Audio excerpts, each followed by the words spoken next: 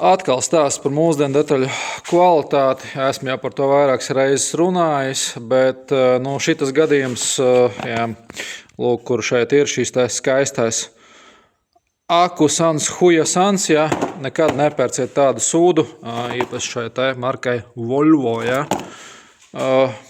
Teikšu godīgi, pērciet, labāk lietot oriģinālu nekā šitādus. Stāsts kāds. Atbrauc klients, datordiagnostika, viss kā parasti, uztaisījām diagnostiku, kļūda uz šo te eļas līmeņa devēju. Viss kā parasti, pārbaudījām vadus, no bloka viss vai pienākošie 5 volt referents, bla, bla, bla, viss pārbaudījām, viss kārtībā. Tā tad mainām, devēju. Samainām devēju, piešķiļam mašīnu, dodamies testa braucienā. Testa brauciena laikā mašīna noslāpst. Sākotnēji domāju, ka degviela beigusies vienkārši, jo range uz datoru bija 30 km degvielai.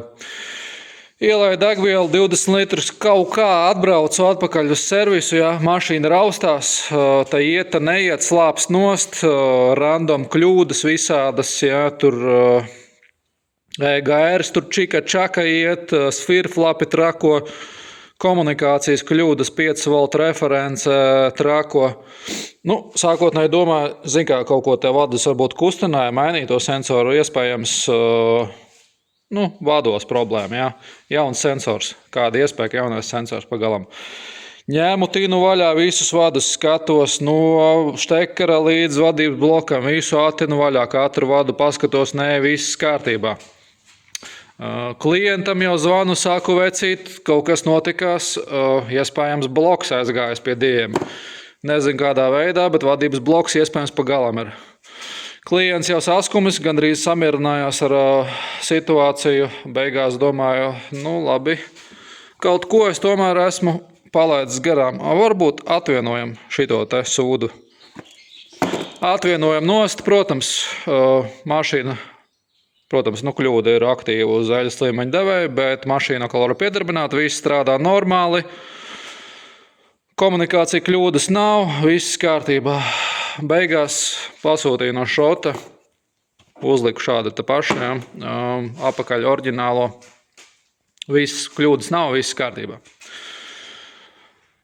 Pačakarēju pusdienu, plus mīnus, ņemoties te šurpa turpa diagnostikas un visu kaut ko. Protams, detaļu piegādātājs man atgriezīs tikai naudu par šo te sūdu. Tātad jautājums, kas sēdz visas darba izmaksas. Es saprotu, kurš sēdz, protams, ka es to sēdzu visu, bet klientam es arī neprasīšu, par ko man prasīt, pa lielam tas ir mans kāsas, bet vienkārši, kas notiek ar mūsdienu detaļām. Lūk, daļa šāda te sūda, Aku Huja.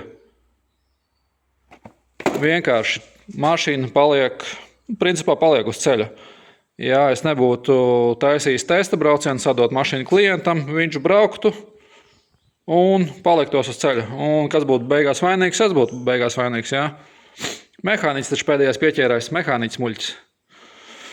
Tā kā, es saku, vienkārši esmu nonācis pie secinājuma, ja tie ir sensori, vai no oriģināls jauns, vai oriģināls lietots.